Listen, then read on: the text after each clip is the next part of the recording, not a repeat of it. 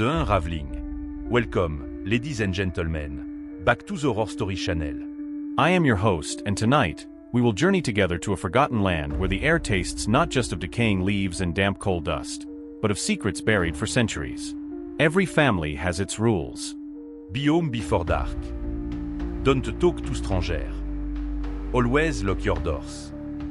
These are normal rules meant to keep us safe in our world.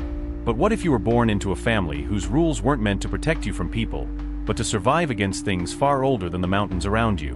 What if your safety depended on ignoring a sorrowful knock at the exact same time every single night, or never, ever being allowed to set foot in an old, dilapidated barn? In our upcoming serialized story, The Unraveling, we will follow Ethan Blackwood, a man who has lived his entire life according to 6 such rules.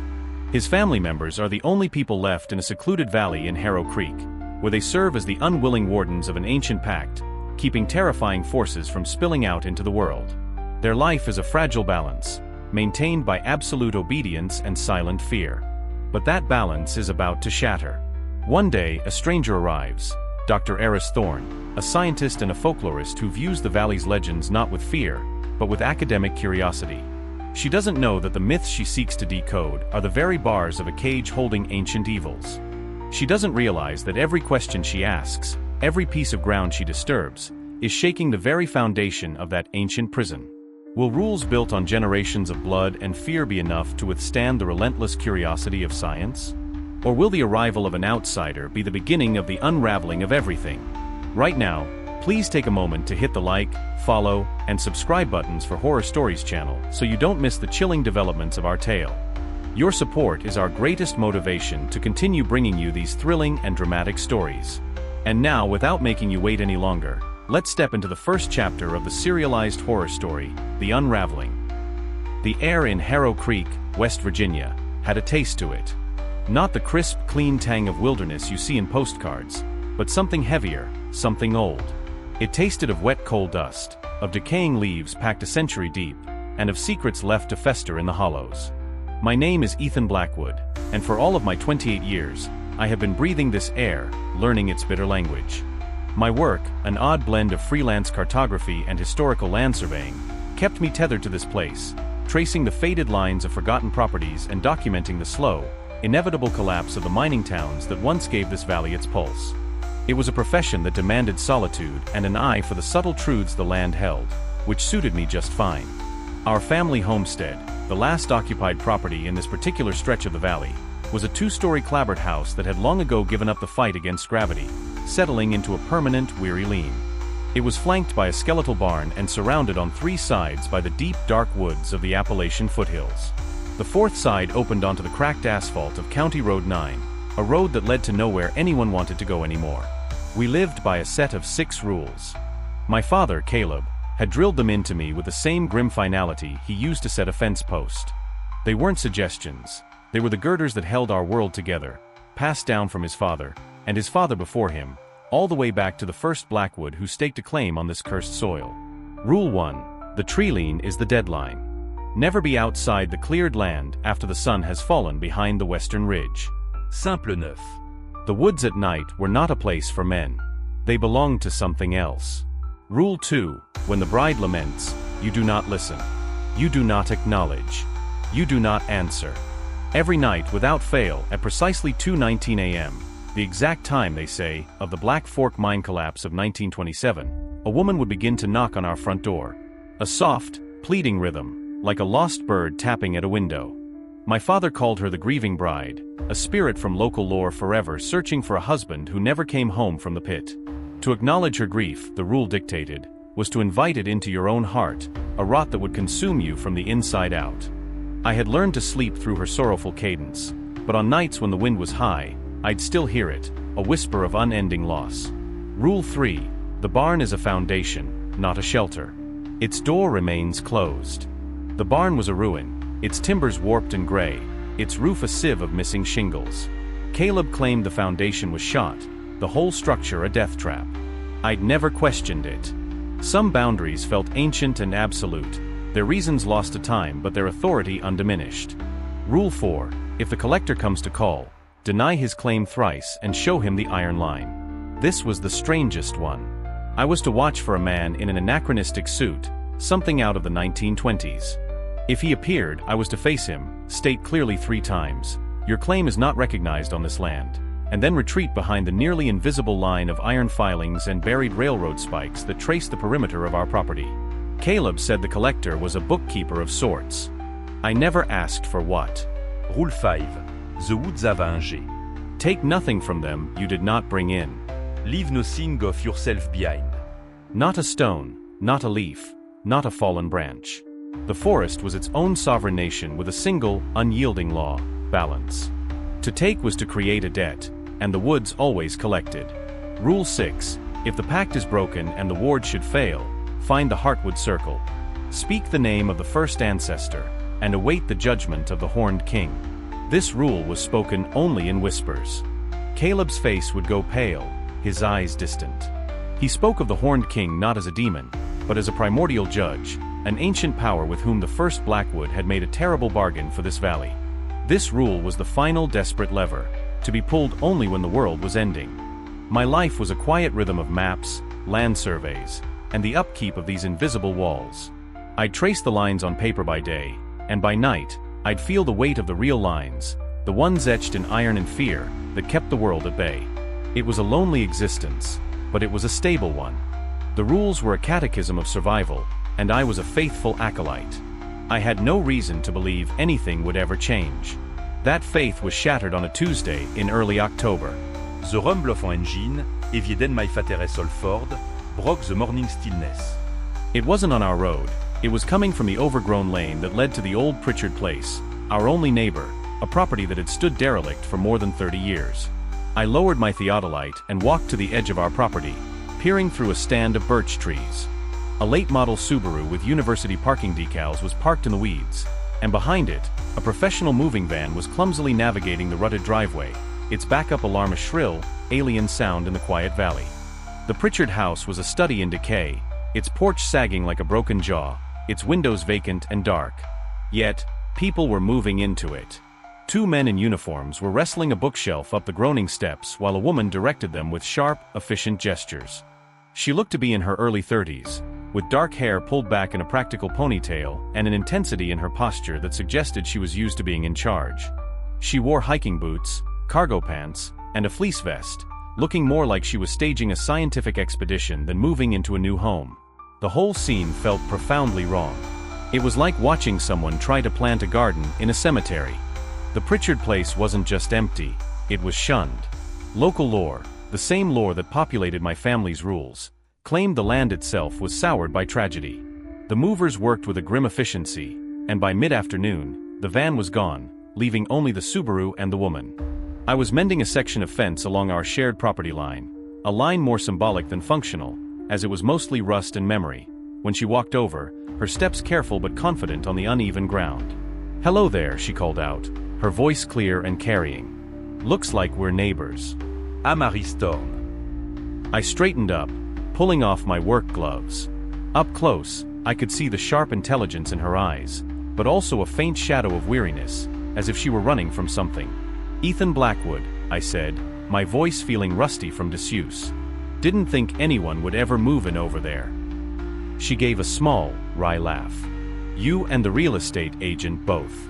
He practically tried to talk me out of it. But the price was right, and the isolation is exactly what I need for my work. She gestured back at the decaying house. "I know it's a project." "That's one word for it," I said, my gaze catching on a section of roof that looked ready to give way. "The last family, the Pritchards, they left in the 80s. Haven't been occupied since." "I know. I've read the county records," she said, and there was a new note in her voice, a professional curiosity. "That's part of the reason I'm here. I'm a folklorist." Dr. Storm. She extended a hand, and I shook it after a moment's hesitation. Her grip was firm. "My specialty is belief systems in isolated Appalachian communities. Specifically, narratives of place-based supernatural entities. This valley, Harrow Creek, is legendary in certain academic circles." A cold knot formed in my stomach. She wasn't just a newcomer. She was an investigator. She was here to study the very things my family had spent a century trying to contain. There's not much left to study, I said, trying to sound dismissive. Just old stories people used to tell to scare their kids. Oh, I think there's more than that, she said, her eyes twinkling with an excitement that terrified me. Stories of a grieving bride who haunts the site of the 27 mine collapse. A spectral collector who walks property lines. And the big one, the UR myth of the region, a pre-Christian horned deity of the woods. These aren't just ghost stories, Mr. Blackwood. They're a complex, interwoven mythology. And I believe the Pritchard place is at the heart of it. She had named 3 of our rules. She was speaking of my family's private religion, as if it were a specimen to be collected and pinned to a board. My father's warnings about outsiders, about keeping our world separate, echoed in my head. It's just an old house, I said, my voice flatter than I intended. You'll want to be careful, though. The woods aren't safe. And lock your doors at night. The wildlife here, it can be aggressive. It was a feeble warning, a pale shadow of the truth, but it was all I could offer. I appreciate the neighborly concern, Ethan, she said, though her smile had tightened slightly, as if she could sense my deflection. But I'm not afraid of a few bears or coyotes. I'm here to listen to what the valley has to say. She turned and walked back toward her new home, leaving me standing at the fence line. The air no longer tasted of just coal and leaves. Now, it tasted of change. A scholar had come to Harrow Creek, armed with books and theories, intending to shine a light into the darkest corners of our lives. She saw our protections as myths to be deconstructed. She had no idea that some myths have teeth. That night, as I lay in my bed, I didn't worry about the rules being broken. I worried that they were about to be tested. The first sign of disturbance came that very night. I woke with a jolt, not to the familiar sorrowful knocking at our door, but to the silence that preceded it. I glanced at my alarm clock, 2h15 du matin. For minutes until the bride's lament was scheduled to begin. Yelt my bris, listening. The old house groaned around me, a familiar chorus of settling wood and sighing pipes. 2:19 a.m. came and went. There was no knock. For the first time in my entire life, the grieving bride had missed her appointment. A profound wrongness settled over me, a feeling like stepping on a stair that isn't there in the dark. It was a disruption of a fundamental constant, as if the moon had failed to rise. I crept out of bed and went to my window, which looked out over the expanse of weed-choked fields separating our property from the Pritchard place. Dr. Thorne's house was a blaze of light. Every window on both floors was lit, casting stark geometric shapes onto the overgrown lawn. It looked like a fortress trying to hold back the encroaching sea of darkness. I could see her silhouette moving from room to room, a frantic pacing motion. She was awake. She was agitated. What had she experienced? Had the bride gone to her door instead of ours? The thought sent a fresh spike of anxiety through me. The rules, the patterns, they were a negotiation. A change in one variable could render the entire equation unsolvable. I stayed at the window for nearly an hour, watching the lights burn in her house, a beacon of intrusion in our carefully managed darkness. The knocking never came to our door. The silence was louder, more menacing, than the sound it had replaced. The next morning, my father was tight-lipped and grim. He'd noticed the silence, too. His eyes, usually just stern, held a flicker of something deeper, a controlled fear. He spent the morning walking the iron line, checking the perimeter with an intensity one hadn't seen in years, his hand occasionally touching the worn leather pouch of iron filings he always carried. He didn't speak of the newcomer, but her presence was a heavy cloak over everything we did. Around noon, I saw Heiress Thorne emerge from her house. She looked haggard. The confident energy of yesterday was gone, replaced by a nervous, twitchy exhaustion. She carried a sophisticated-looking audio recorder with a large fuzzy microphone, and she began walking the edge of her property, pointing the device toward the woods, toward our house, toward the sky, as if trying to capture a sound that was no longer there. Eventually, she made her way back to the fence. "Morning," she called, her voice strained. "Dr. Thorne," I replied, keeping my hands busy tightening a strand of wire. "I had the strangest experience last night," she said, forgoing any pleasantries. "I was setting up some preliminary recording equipment, hoping to catch ambient nocturnal sounds. Around 2 in the morning, everything just stopped. The insect, the frog, the wind in the trees. Absolute silence. My gear registered it as a total dead zone. It lasted for almost 10 minutes. Have you ever experienced anything like that? I thought of the bride's missed visit. The silence wasn't an absence of sound, it was an active presence. Ijeki autir. Ilid, the word tasting like ash. Sometimes the wind dies down. She looked at me, her sharp eyes searching my face, and I could tell she didn't believe me. This wasn't the wind dying down, Ethan. This was an acoustic vacuum. And then there were the lights. Lights? I asked, feigning ignorance. Flickering lights, down in the woods. Like lanterns, or maybe will-o'-the-wisps, if you believe in that sort of thing. They moved in a procession, coming up from the hollow where the old mine entrance is supposed to be.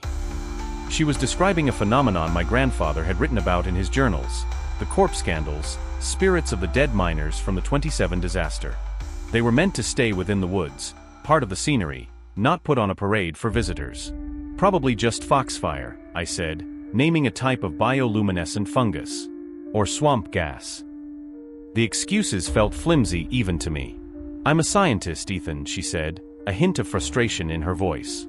I know how to differentiate between natural phenomena and something else. This was something else. She paused, her gaze fixed on something over my shoulder.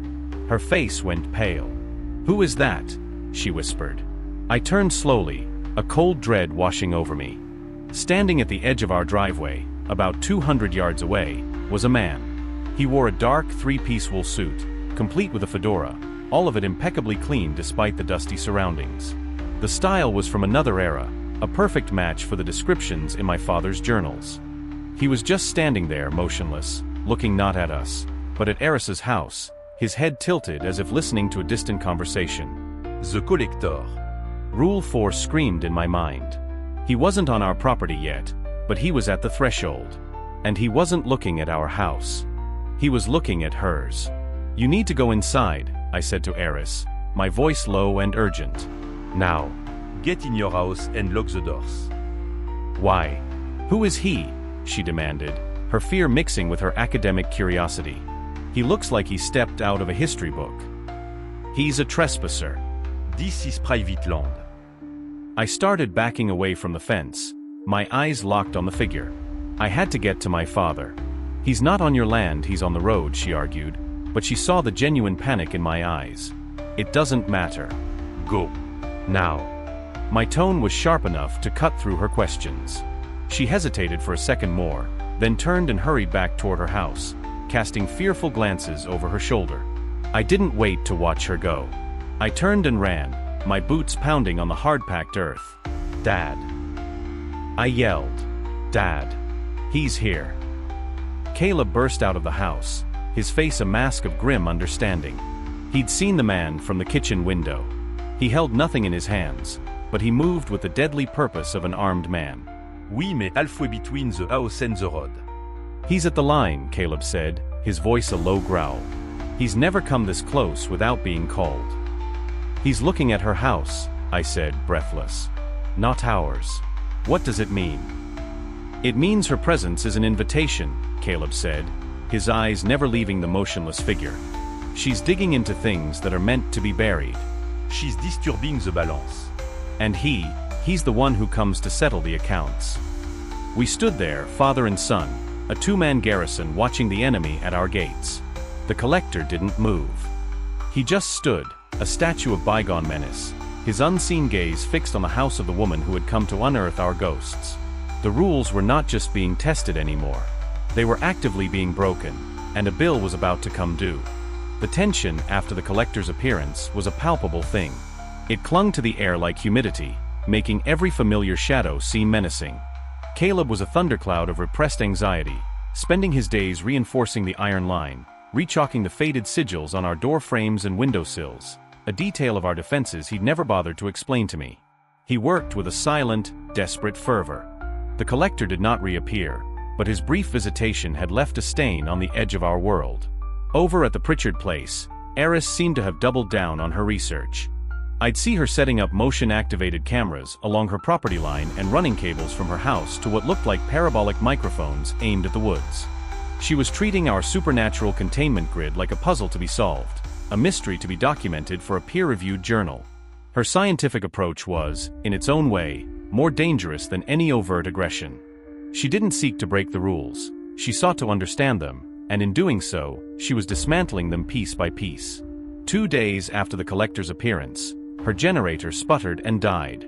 The sudden silence that fell over the valley was jarring. I had grown accustomed to its constant low hum, a symbol of her technological intrusion. A few minutes later, she was at the fence line again. "Ethan Hayes," she called out, her voice carrying a clear note of frustration. "I hate to be a pest, but my generator's on the fritz. The fuel line seems to be clogged. I don't suppose you have a toolkit I could borrow? Maybe in that old barn? I could be in and out in 5 minutes." The word hit me like a physical blow.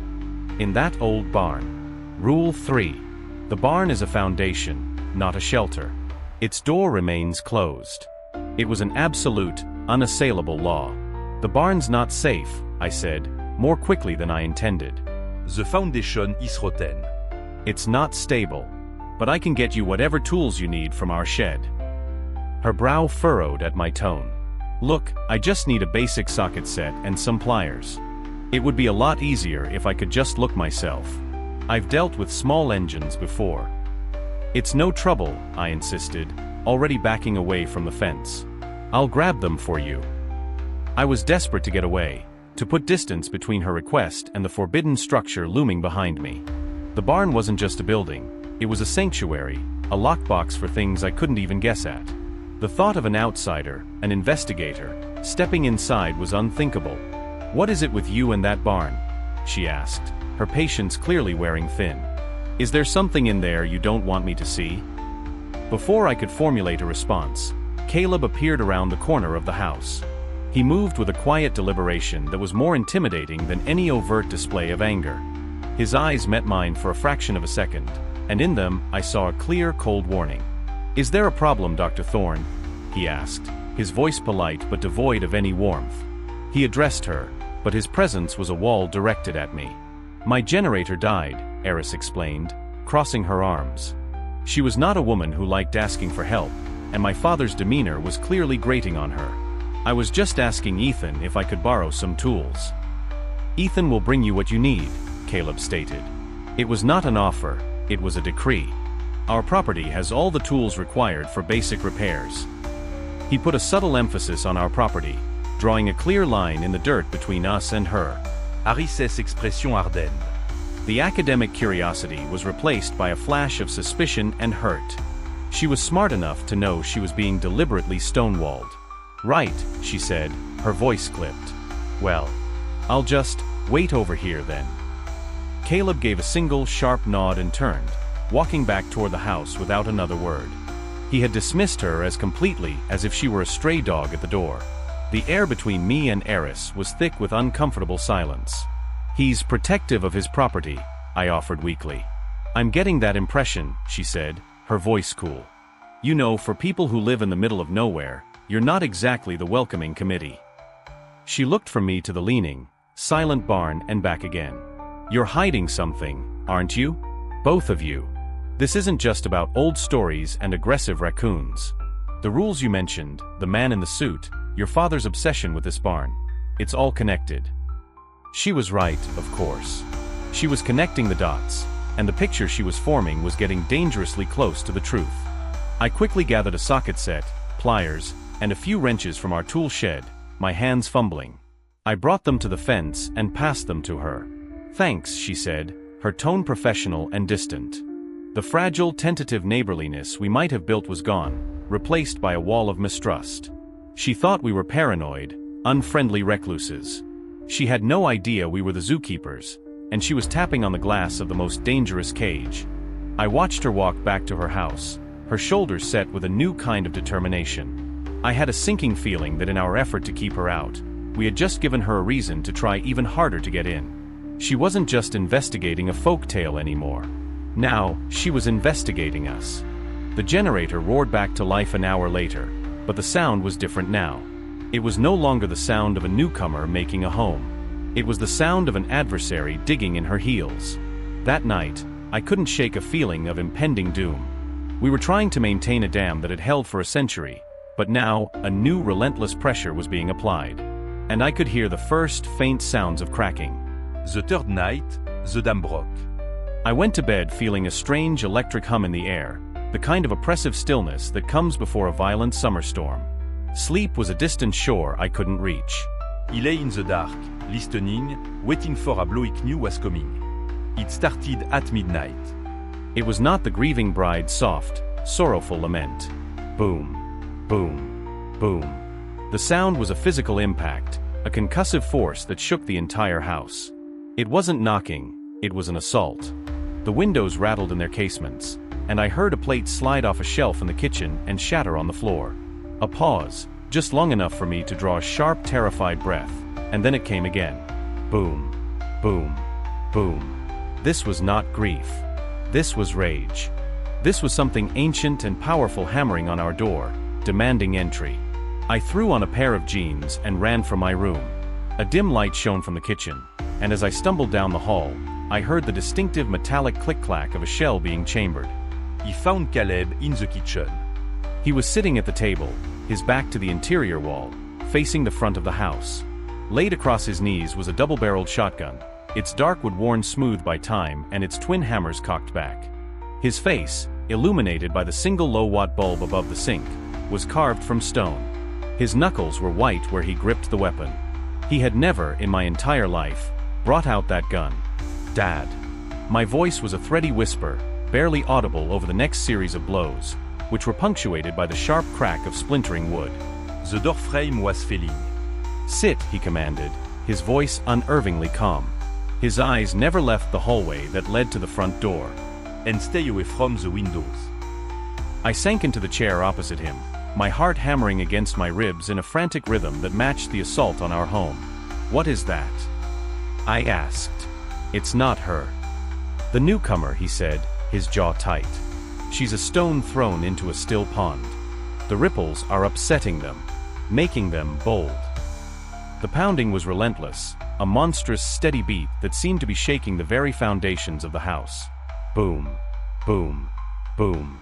A pause. Boom, boom, boom. It was trying to break our home, to shatter the sanctuary we had maintained for generations. Will the door hold? I asked, watching a cracked spiderweb across the plaster on the hallway wall. It will hold, Caleb said, but his grip on the shotgun betrayed a deeper uncertainty. The wards are on the door itself. As long as the wood is intact, they are. Then a new sound began, faint at first, but growing in intensity. It was a cacophony from outside, from the direction of Heiress Thorne's house. It was more knocking, but chaotic, frantic, coming from all sides of her house at once. It was accompanied by the sound of shattering glass, sharp and clear in the night. Caleb stood and moved stiffly to the kitchen window that overlooked the Pritchard place, the shotgun held at a low ready. I followed, peering over his shoulder. Heiress's house was under siege. Every light was on, and through the now broken windows, we could see a whirlwind of motion. Furniture was being thrown, tossed across rooms by an unseen force. A lamp flew through a window and exploded on the porch. Papers, her research notes, were swirling through the air like a blizzard of white. The knocking was a deafening, polyrhythmic chaos, as if a dozen entities were trying to beat the house into splinters. We have to help her, I said, the words torn from me. Caleb, we have to do something. No, he said. His voice was absolute, cold as the iron spikes buried in our yard. We stay here. We follow the rule. We maintain the boundary. She doesn't know the rules. This is happening because of us. This is happening because she chose not to listen, he countered, his eyes locked on the violent spectacle. She was warned. She chose curiosity over caution. The price is hers to pay. And then, Heiress started to scream. It was a sound that bypassed the ears and went straight to the bone. Arrow, primal shriek of ut terror, the sound of a human mind breaking against an impossible reality. It rose and fell as she apparently ran from room to room, the screams punctuated by the crash of breaking objects and the relentless, thunderous pounding. Please, I begged, grabbing my father's arm. The fabric of his shirt was stiff with tension. We can't just stand here and listen to this. We can't. He turned to me, and for the first time, I saw the full weight of his years, of his burden. His face was a mask of anguish, but his resolve was unbreakable. "We don't break the rules, Ethan," he said, his voice cracking with a strain. "Not for anyone. Not for any reason. That is how we have survived. It is the only way." He wanted to argue, to scream, to smash my fist through the wall. But I was paralyzed by a lifetime of obedience, by the sheer, unshakable force of his conviction. So we stood at the window, prisoners in our own home, and listened as our new neighbor was torn apart by the very forces we had spent our lives trying to contain. The screams went on for what felt like an eternity, each one a nail driven into my conscience. Then, after one last, gurgling cry that was abruptly cut off, they stopped. The chaotic pounding on her house subsided, fading away into the night. The violent assault on our own door ceased at the exact same moment. Silence fait l'ouvert à Cric. It was a dead, heavy silence, profound and absolute. A silence full of ending. In the quai, I coup dir my own rack de breeding, the frantic beat of my own trétoroat. The lights in Eris Thorne's house were still blazing, illuminating a scene of total destruction. But there was no more movement. No more screaming. Nothing at all. Part 2, The Breach. Dawn broke not with color but with a slow draining of black into a uniform, unforgiving gray. The light broke no comfort. It only served to illuminate the scene of the previous night's violence with brutal clarity. The silence held, thick and suffocating. My father had retreated into himself, sitting at the kitchen table, the shotgun now resting on the surface, his hands wrapped around a mug of coffee he wasn't drinking. His profile was a study in grim exhaustion. He looked ancient. I stood at the back door, looking across the field to the Pritchard place.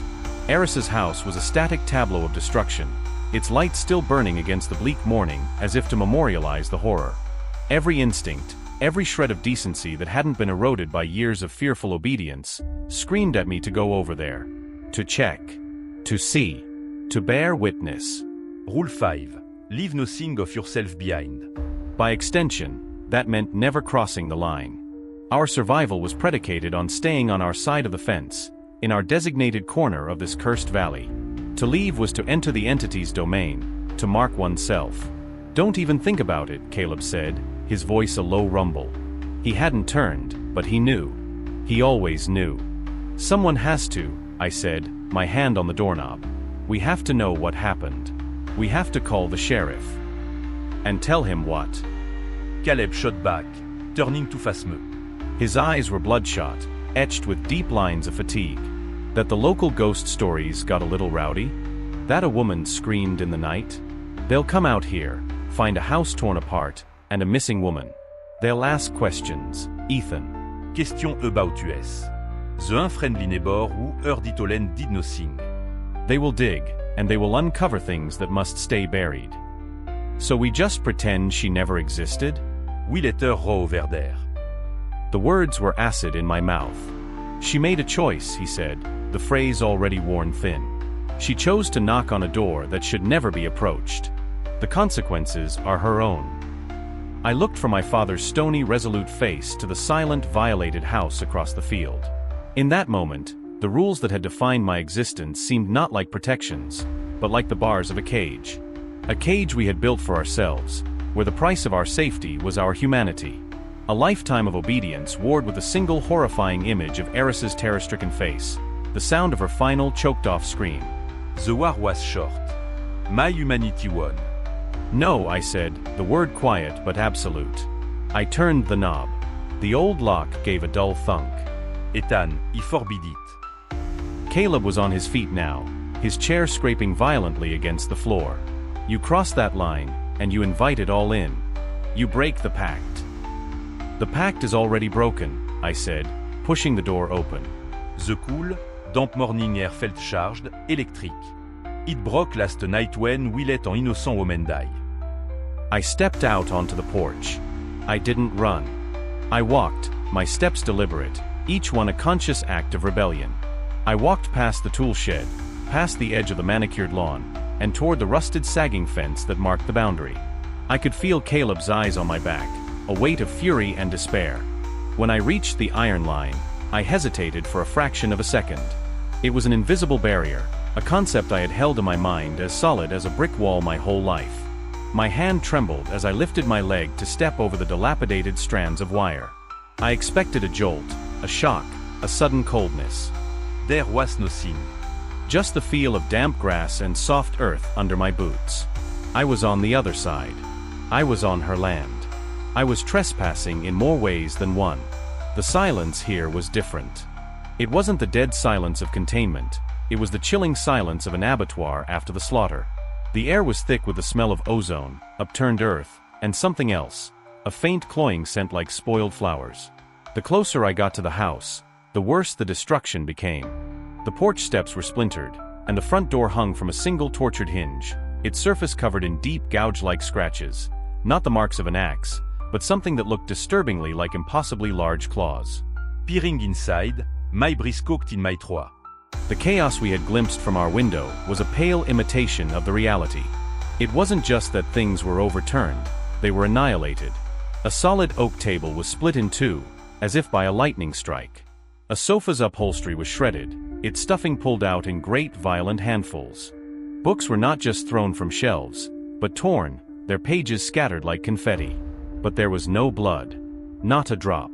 It was a scene of pure, focused, spiritual violence. Aris. I called out, my voice sounding small and weak in the cavernous ruin of her living room. Only the whisper of the wind through the broken windows answered. I moved through the house room by room, my boots crunching on shattered glass and porcelain. The kitchen was the same, cabinets torn from the walls, their contents strewn across the floor. Upstairs, her bedroom was in the same state of violent disarray. Her bed was overturned, the mattress ripped open. Her clothes were flung everywhere. She was gone. There was no sign of a struggle, no blood, no body. She had simply vanished. Back downstairs, in what she had set up as her office, I found her work. Her laptop was smashed, the screen a spiderweb of cracks. Her audio equipment was twisted into unrecognizable shapes. But her notes, the papers we had seen swirling like a storm, were everywhere. Many were ripped, but some were intact, held down by pieces of debris. I knelt and picked one up. It was a detailed topographical map of the valley, but she had overlaid it with hand-drawn symbols and lines, connecting the old mine entrance, a specific grove of ancient hemlocks deep in the woods, and our property in a triangle.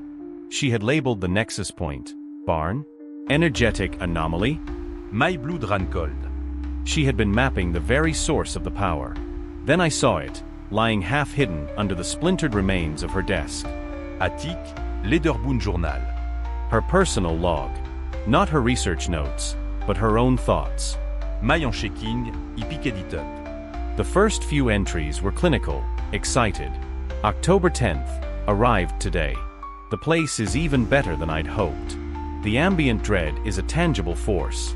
The local, a man named Ethan Blackwood, was cagey but confirmed the isolation. He seems woven into the fabric of this place, as much a part of the landscape as the trees. He warned me about wildlife. I suspect the real predators here walk on two legs, or none at all. I flipped forward, my heart pounding. The entries grew more frantic. October 11th, first night was informative. Complete acoustic silence at 2:19 a.m., followed by a procession of what I can only describe as Class 3 luminous apparitions, corpse candles. My equipment is registering significant electromagnetic fluctuations. The Blackwoods are hiding something. The son Ethan, lies poorly. The father doesn't lie at all. He simply builds walls with his silence. Saw a figure at the edge of their property today. A man in an old suit. Unsettling. He seemed to be assessing my home. A territorial display. The last entry was from the previous night. The handwriting was jagged, barely legible, scrawled across the page. October 13th, 11:30 p.m. The generator is running, but the lights are flickering. The shadows are wrong. They're stretching, moving when I'm not looking. I hear whisper in the static from my recordé. A woman's voice, crying. It's not just a story. She's real. I feel her grief like a pressure against the walls. I made a mistake coming here. I thought I was the observer, but I'm part of the experiment now. The house feels like it's holding its breath. Something is coming. I think I've been noticed. I closed the journal, its contents a cold weight in my hands. She hadn't just been noticed. She had been targeted, judged, and erased. I had stood by and let it happen. Clutching the journal, I turned and left the broken house, stepping back out into the gray morning. I walked back across her blighted land, my footsteps heavy with a guilt that felt physical. As I stepped back over the fence, back onto the supposed safety of my own property, I felt no relief. I had not brought back an answer. I had brought back an indictment. Caleb was waiting for me on the porch, his face unreadable. He looked at the journal in my hand, and his expression hardened. "What did you do?" he asked, his voice low and dangerous. "I did what you should have done," I said, my own voice shaking with a mixture of grief and fury. "I bore witness. "You broke the rule," he stated, as if passing a final sentence. You crossed the line. You broke something of her back with you. You don't know what you've done, boy." "I know what we didn't do." I shot back, taking the porch steps 2 at a time to confront him. "And this," I held up the journal, "this is the proof." She knew. She was figuring it all out. And whatever is out there, it silenced her for it. "And now it knows it can touch us," Caleb whispered, his eyes wide with a terror I had never seen in him before. He looked past me, toward the silent, watching woods. "You have left a trail for it to follow, Ethan. You have brought the scent of her fear into our home. You have laid out a welcome mat." As if on cue, a cold wind swept down from the hollow, rustling the leaves with a sound like a dry, sibilant whisper. It coiled around the house, and for a fleeting moment, carried on the breeze, I heard it. Faint, but unmistakable. The sound of a woman, softly weeping. It wasn't coming from outside. It sounded like it was already in the walls. The house was no longer a sanctuary. It had become a listening chamber, amplifying every creak of wood, every sigh of wind. The weeping sound I'd heard on the breeze had integrated itself into the home's ambient noise, a subliminal layer of sorrow that frayed the nerves. It would fade in and out, sometimes sounding like it was just outside a window, other times like it was coming from the next room. The grieving bride was no longer knocking. She was inside with us. Caleb was furious, but his anger was overshadowed by a deep, gnawing fear. He saw my transgression not just as disobedience, but as a catastrophic breach of protocol. "You've tainted the anchor," he kept muttering, pacing the length of the kitchen. The house is encore. "You've brought an outside contaminant into a sealed system." He spent hours checking the wards, his hands tracing the symbols that were suddenly visible to me. Faint, almost invisible etchings in the shape of intertwined knots and stylized eyes, carved into the lintels of every door and window. They seemed weaker now, less defined. I retreated to my room with Eris's journal, locking the door behind me. I read it cover to cover, my guilt mounting with every page. She was brilliant. Her notes were a tapestry of historical research, scientific observation, and folkloric theory. She had cross-referenced county death records with the dates of reported supernatural phenomena. She had theorized that the entities were not separate ghosts but different manifestations of a single genius loci, a spirit of the place, bound by a pact and governed by a set of rules. "The Blackwood family," she wrote, "are not victims of this haunting. They are its custodians. The rules aren't for their protection. They are the parameters of the entity's confinement. But the system is fragile. The introduction of a new variable, me, is causing instability. I have to be careful. The system will seek to restore equilibrium. I fear that may mean removing the variable." She had figured it out. She had understood the fundamental truth of our existence, and it had gotten her killed. Or worse. That night, things escalated. The subtle weeping coalesced into coherent whispers that slithered from the floorboards. "So cold. Where is he? Help me." It was the bride's lament, but it was threaded with a new voice, a voice I recognized with a sickening jolt. It was Eris. Her voice, thin and terrified, was woven into the entities. "Not dead, it's so dark in here. Can't see." He let it happen, he watched. "Do you hear that?" I burst into the kitchen, where Caleb was staring at the wall, his shotgun in his lap. "I hear it," he breathed, not looking at me. "That's her. That's Eris's voice." She's not dead. She's trapped in it. With the bride. "She's been assimilated," Caleb said, his voice hollow. "Her consciousness, her fear. The entity has absorbed it. It's using her to torment us. To find the cracks in our resolve." As he spoke, a glass on the kitchen table slid, untouched, to the edge and fell, shattering on the floor. In the hallway, a framed photograph of my mother, one of the few I had, tilted on its nail and crashed to the ground. The entity was no longer just a sound. It was a physical presence, testing its newfound influence inside our walls. The final straw came just after 2 in the morning. I was in my room, Eris's journal open on my desk, when I saw movement out of the corner of my eye. I looked toward the window. Standing on the lawn, just beyond the reach of the porch light, was the collector. He was no longer on the road. He had crossed the driveway. He was on our land, standing not 30 yards from the house, well inside the iron line. The ultimate boundary had been breached. He stood perfectly still, his head tilted, his face obscured by the shadow of his fedora. He wasn't looking at the house. He was looking directly at my window. At me. He raised one gloved hand and with a slow, deliberate motion, beckoned me to come outside. I recoiled from the window as if burned, my heart seizing in my chest.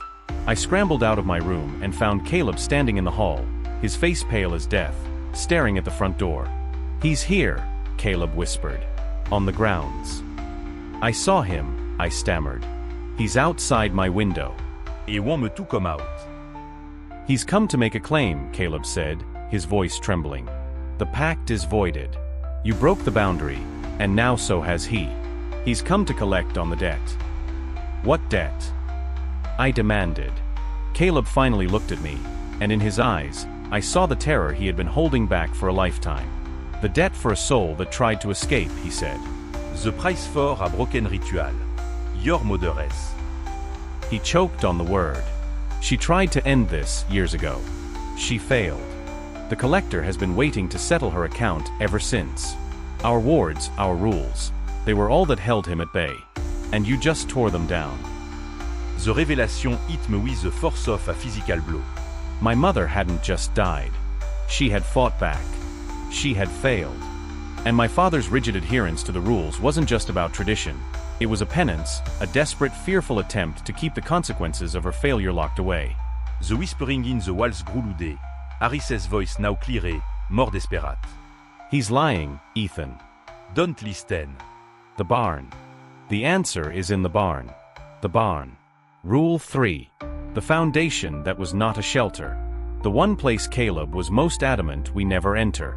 I looked from my terrified father to the front door, behind which the collector waited.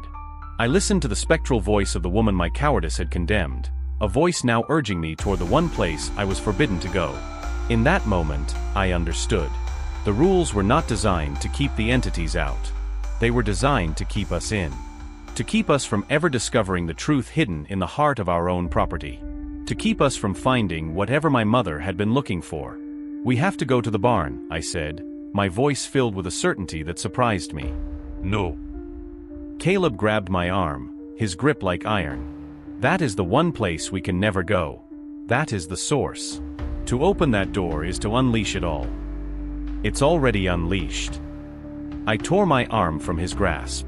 Don't you see? "We're not surviving, we're just waiting to die. Eris is telling us, my mother was trying to tell us.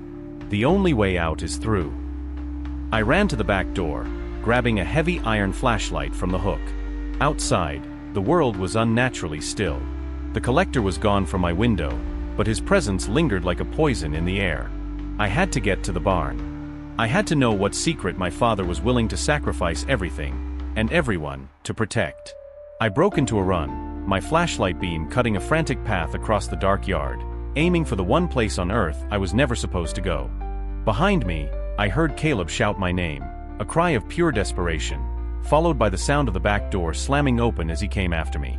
The race to the barn was on. Par 3, the reckoning. The 100-yard dash from the house to the barn was the longest run of my life. The night air was unnaturally cold and thick, resisting me like I was running through water. Behind me, Caleb's shouts were a mixture of fury and terror, but they seemed distant, muffled by the oppressive silence of the land. My flashlight beam danced wildly, catching on the gnarled trunks of trees that seemed to lean in, their branches like grasping claws. The world felt predatory, alive, and aware of my transgression. The barn loomed out of the darkness, a black monolith against the starless sky. Its great double doors were held shut by a thick, rusted chain and a heavy, ancient-looking padlock. There was no time for keys. Adrenaline surged through me, hot and clean. I raised my heavy iron flashlight and brought it down on the padlock with all my strength. The clang of metal on metal was shockingly loud. A spark flew. I struck it again, and again, the rhythmic impacts a desperate drumbeat against the silence. The old metal was brittle. On the fourth strike, the shackle of the lock deformed and snapped. The chain fell loose with a rattling crash. I dropped the flashlight, grabbed the splintered edges of the doors, and pulled. They groaned open on hinges that screamed in protest, revealing a chasm of absolute blackness. The air that rolled out was not the familiar scent of hay and decay. It was the smell of old paper, of dried herbs, of cold stone and something metallic, like blood that had long since dried. I fumbled for the flashlight, clicked it back on, and stepped inside. Caleb arrived a moment later, breathless, his face pale in the spill of the kitchen light behind him. Ethan, get out of there. Before you. He stopped dead in the doorway, his words catching in his throat. He too was seeing what I was seeing. The beam of my flashlight cut through the darkness, and what it revealed shattered every conception I had of this place. The exterior was a lie. This was no barn. This was a temple. The floor was swept clean, revealing a wide circular pattern etched into the hard-packed earth. Intricate symbols I didn't recognize were drawn in what looked like faded white salt or crushed bone. The support beams, which I'd always assumed were rotting, were solid oak, and every inch of their surface was covered in carved sigils, the same knot-and-eye patterns from our house, but here they were deeper, more complex, interlocking in a dizzying array. Bundles of dried herbs, wormwood, sage, mugwort, hung from the rafters, and the air was still and cold, like a forgotten tomb. In the exact center of the circle, where a farmer might tie up his livestock, stood a simple stone lectern. And resting upon it, open, was a massive book bound in dark, cracked leather. What is this? I whispered, my voice awed and terrified. It's the anchor, Caleb breathed, stepping inside and pulling the great doors shut behind him, plunging us into darkness relieved only by my wavering beam. The Hat of the Ward. The foundation isn't the building, Ethan. It's the pact itself. I walked toward the lectern as if in a dream, my light falling upon the open pages of the book. It was a journal. The script was an elegant, archaic cursive, written in faded brown ink. The first entry was dated 1888. It was the hand of Jedediah Blackwood, the first ancestor. Caleb came to stand beside me, his anger replaced by a profound, weary resignation. The family ledger, he said. The real one. I read the words aloud, my voice trembling. October 12, 1888. The bargain is struck. This valley is sick, bleeding a darkness from the coal-rich earth that poisons the minds of men and twists the shadows into hateful things. The old one of the woods, the horned king, has answered my call. He is a power of balance, not good or evil, and he has agreed to stem the tide. In exchange for prosperity, for the safety of the settlers, my bloodline will serve as wardens. We will be the lock on the door, the keepers of the balance within this valley. We will not be prisoners, but we will be responsible. The rules are the key to the lock. The pact is sealed in my blood. I looked at Caleb, my mind reeling. Wardens? We're not keeping it out. We're keeping it in. We are, he confirmed, his voice heavy with the weight of generations. The bride, the collector, they are not the true entity. They are manifestations of the pact itself. Symptoms of the sickness, given form and purpose. The bride is the embodiment of the valley's grief, the collector, its cold, unforgiving sense of order. They enforce the rules. They are the wardens of the wardens. He flipped through the page. They detailed a century of quiet duty, of nights spent reinforcing the wards, of strange encounters and near breaches. Then I found the section on the counter-ritual. It was a complex, dangerous rite designed to sever the bloodline from the pact, to release the valley back to its natural chaotic state. To break the cage. To unwed the blood from the soil, I read, one must stand before the old one at the Heartwood Circle and renounce the claim. It requires a willing sacrifice, a life to close the circle, to pay the final debt. And it must be done with absolute conviction, for any hesitation, any fear will be seen as a lie, and the petitioner's soul will be rendered forfeit, an eternal offering to the voided pact. À soul render forfait. My mother. Suddenly, The barn doors shuddered, hit by a massive, unseen force. Boom. Dust ran down from the rafter. A second blow followed, stronger than the first, splintering the thick oak. "They know we're in here," Caleb said, grabbing an iron crowbar that was leaning against a post, a tool not for farming, but for defense. "They know we're reading the terms of our release." A horrifying sound began outside, a chorus of guttural groans and enraged shouts. Through the cracks in the wood, I could see them. Figures, vaguely human, their forms flickering and indistinct, their eyes glowing with a faint, phosphorescent light. The corpse candle. The lost miné. They were clawing at the doors, hammering on the walls with spectral fists. The siege had begun. The journal. Caleb shouted over the din. "Find the part about defenses. The barn itself is a weapon." I frantically scanned the pages, my light shaking. The miners were throwing themselves against the walls, and the entire structure groaned under the assault. I found a diagram showing the circle on the floor, with specific points marked with symbols. "It says the circle is a channel." I yelled. "It needs to be activated. With blood." Without hesitation, Caleb took the sharp edge of the crowbar and dragged it across his left palm. Blood, dark in the dim light, welled up. He knelt, ignoring the screaming protest of his bad knee, and pressed his bleeding hand to the central symbol on the floor. For a moment, nothing happened. Then, a faint blue light began to trace the lines etched in the earth. It spread outward from Caleb's hand, a spiderweb of cold fire, until the entire circle was glowing with a soft, ethereal luminescence. The moment the light reached the walls of the barn, the pounding from outside intensified to a furious crescendo, but the structure held firm, humming with a new, ancient energy. We were inside a fortress, powered by my father's own life force. But the assault wasn't just physical. The whispers started, seeping through the walls, no longer just Eris and the bride, but a legion of voices, the spirits of the dead miners, all speaking at once.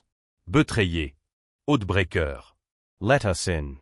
Joint us in the dark.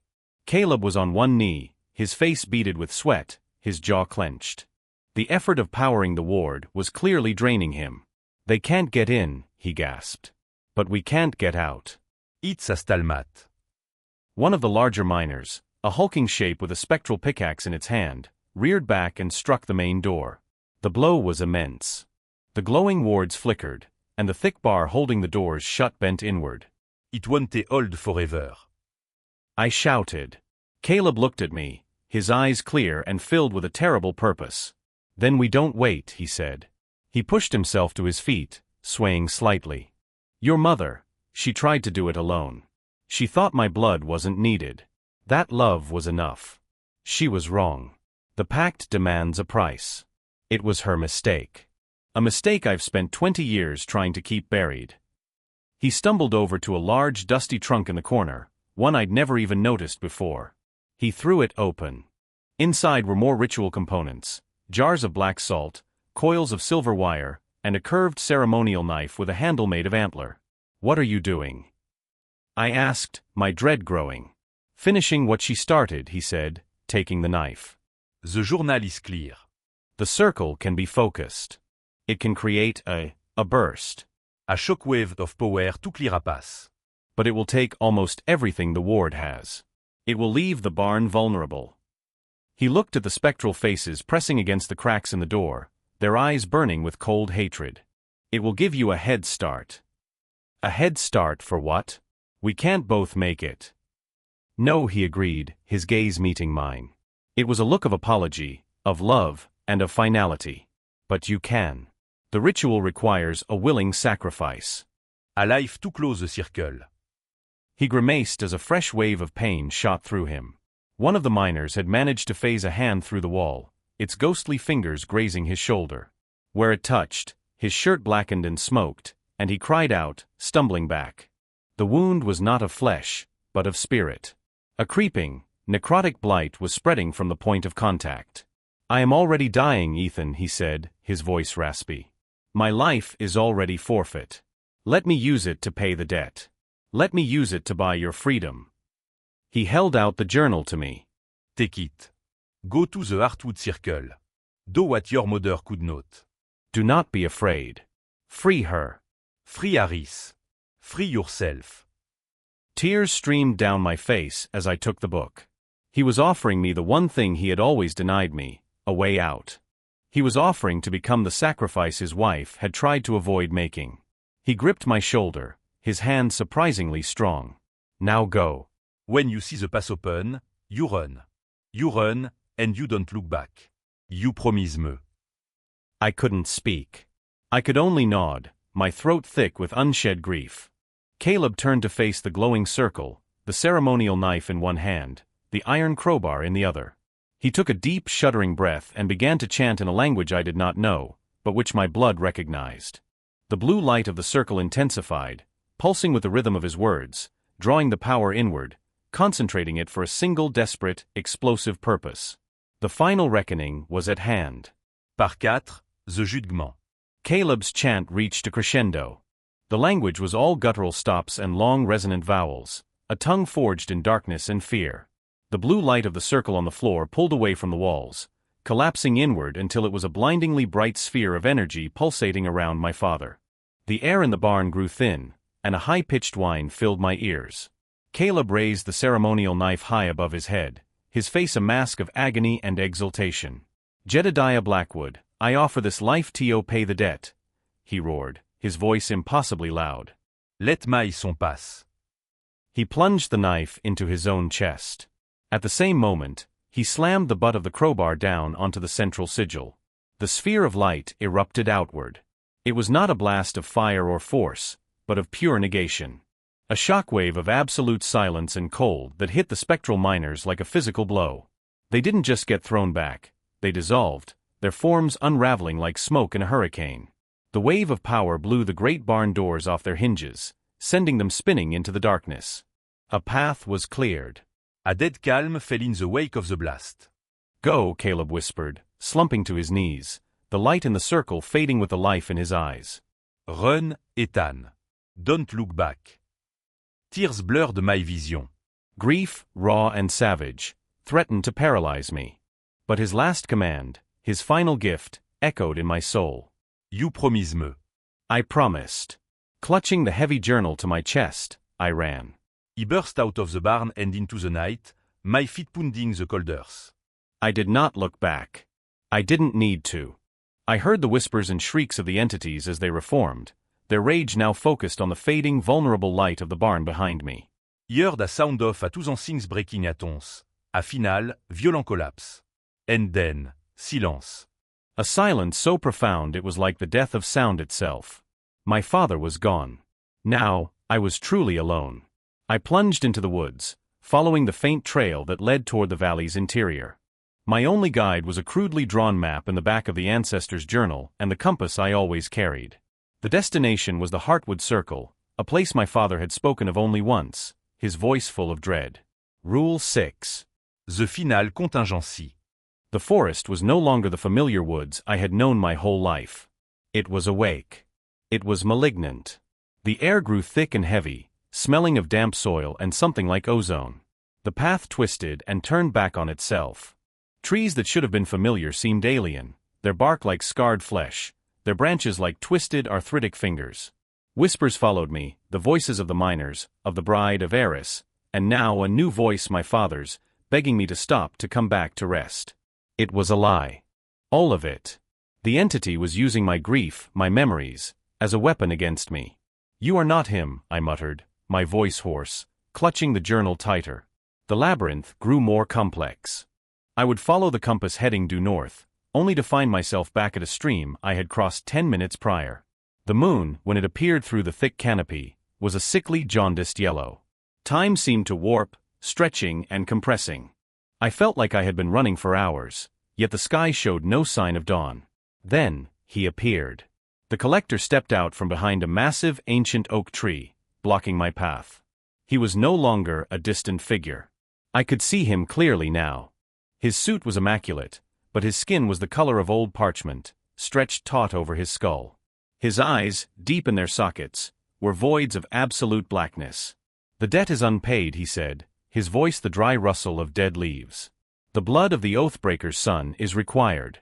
The pact must be honored." "The pact is void," I spat, backing away. Not until the final price is paid, he hissed, and started to walk toward me, his movements unnaturally smooth. Your father's life was a down payment. Your soul is the balance. I turned and ran, crashing blindly through the undergrowth. I could hear him behind me, not running, but simply there, his measured footsteps always just a few yards away. The woods became a phantasmagoria of terror.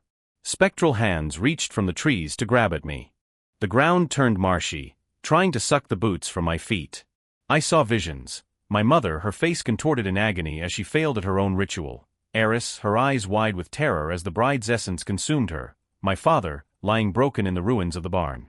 I was about to give in, to collapse from exhaustion and despair, when I remembered my trade. My maps. My instruments. I couldn't trust my senses, but I could trust the data. I stumbled to a stop, pulling out my compass and the journal. I ignored the spectral visions, the whispers, the steady, approaching footsteps of the collector. I looked at the map. It showed the Heartwood Circle located at the convergence of 3 geological ley lines, something Eris herself had noted in her research. I took a bearing. I checked the topography against the journal's description. The forest was a lie, but the land itself told the truth. There, I breathed. Not where the path led, but through a thick, seemingly impenetrable wall of briars and thorns. Armed with the logic of my profession, I ignored the illusion and pushed my way through. The thorns tore at my clothes and skin, but I kept going. The footsteps of the collector faltered, as if the direct, logical path was something he could not easily follow. After a final desperate push, I fell through the briars and landed in a clearing. I had found it. The Heartwood Circle. It was a perfect circle of 10 ancient trees. They were petrified and bone-white, looking like colossal ribs sticking out of the earth. In the center was a single flat-topped stone altar, covered in moss and age. The air here was still, silent, and heavy with a power that made the barn feel like a child's playroom. This was the nexus. I scrambled to the altar, opening the journal to the last page.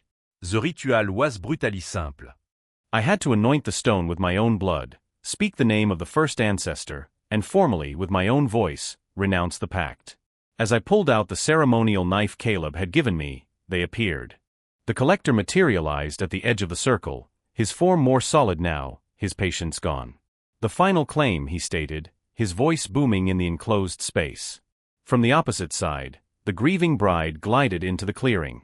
She was a horrifying sight, a shimmering translucent figure of a woman in a tattered wedding dress, her face a mask of eternal sorrow. But inside her form, I could see another smaller figure, struggling, her face a mask of terror. Eris. Ethan, help me, Eris's voice cried out, not in a whisper, but a clear telepathic plea. Don't do it. Et elle destroy you. Join us. It doesn't hurt for long. It's a trick, I snarled, trying to steal my resolve. Is it? The collector countered. Sever the pact, and the energy that sustains this valley, and her, will be gone. You will not free her. You will annihilateur. This was the final test. To save myself, I would have to destroy the last remnant of the woman I had failed. Mailles trembled, the knife shaking.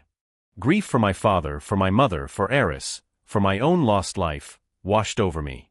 I almost dropped the blade. Then I looked at Eris's face within the bride, at the pure terror in her eyes. She wasn't asking me to join her.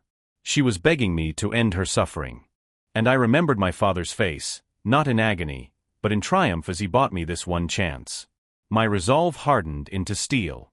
I am Ethan Blackwood, son of Caleb, son of Thomas, I declared, my voice ringing with newfound authority. I sliced the knife across my palm, the pain sharp and real. I pressed my bleeding hand onto the cold altar stone. I speak the name of Jedediah Blackwood, the first warden. The collector lunged forward. The bride shrieked, a sound that tore at the very air. And by the blood of my line, a debt paid in full, I shouted, my voice rising over the chaos, I renounce the pact. The moment the words left my mouth, the world ended. The ground did not shake. The sky did not crack. Instead, a presence descended upon the circle. It was a pressure, an ancient and infinite weight that buckled my knees and forced the air from my lungs. The temperature dropped to absolute zero. All sound ceased. The collector froze mid-stride.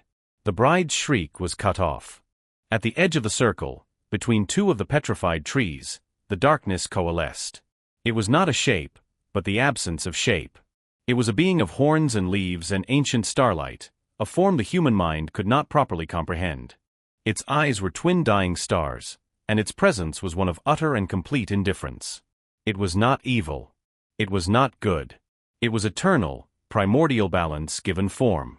The Horned King. It did not speak, but I felt its judgment in my soul. It was a simple, cosmic transaction. A pact made. A pact broken.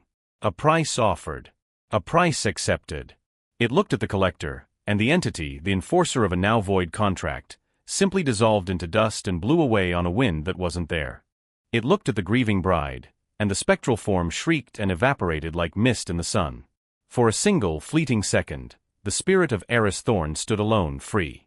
She looked at me, her mouth forming a silent thank you, and then she too faded into nothing. The presence lifted. The weight was gone. The Horned King vanished, not leaving, but simply ceasing to be there. I was alone on my knees in a circle of white trees, my blood cooling on the stone altar. The air was just air. The woods were just woods. The oppressive weight that had defined this valley, that had defined my entire life, was gone. The silence was no longer a threat. It was just silence. I stood up, my body aching, my soul scoured clean. I left the journal on the altar. Its purpose, and my family's, was finished. I walked out of the Heartwood Circle, back through the now mundane woods, my steps sure and steady. I did not look at the ruins of the barn. I did not look at my empty, silent house. I walked down the cracked asphalt of County Road 9, away from Harrow Creek, and did not once look back. I was free. I was the last of the Blackwoods, a man born of inherited darkness, who had walked through the fire and somehow survived. I had nothing left but the memory of the price, and a future that was, for the very first time, entirely my own.